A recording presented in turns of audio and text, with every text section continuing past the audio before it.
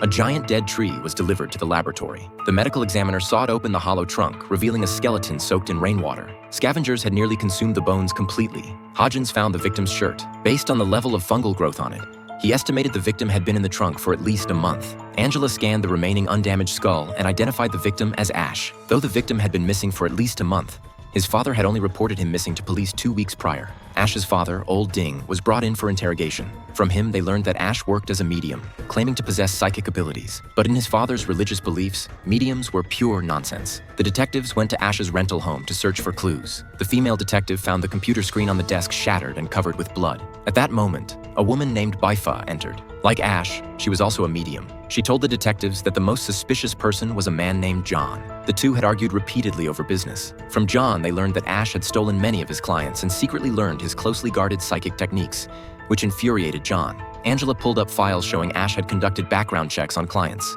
She also determined the computer was damaged on the afternoon of the 12th. The blood on the screen tested positive for Ash. This was likely when the attack occurred. The detective investigated money found at Ash's home, all brand new cash with sequential serial numbers. The withdrawal location was a small bank in a small town. Security footage revealed the person withdrawing the money was Ash's client named Andy. This client had very likely been blackmailed by Ash, so killed her out of anger. The detective found Andy, but she said it wasn't blackmail. At the time, Ash simply said she urgently needed money. The detective then learned the two were actually in a relationship. Shortly after, Ash proposed breaking up, but Andy still loved her deeply.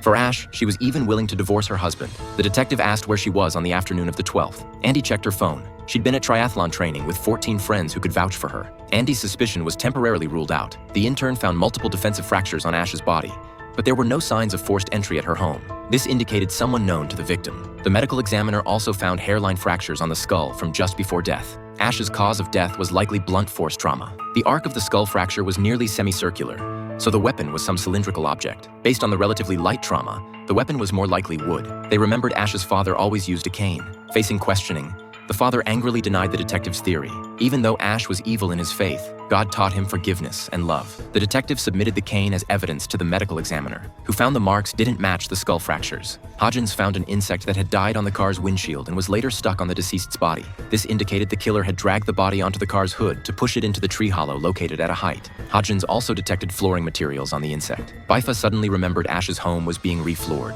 The killer was very likely Ash's female landlord. After investigation, the detective found a blood-stained wooden stick at the landlord's home. The blood belonged to Ash, determining the landlord was the killer. The female landlord immediately explained she did indeed injure Ash, but firmly denied being the murderer. She had also been romantically involved with Ash. When she learned she was just one of Ash's lovers, she struck him with the wooden stick out of anger. While resisting, Ash scratched her arm. When leaving,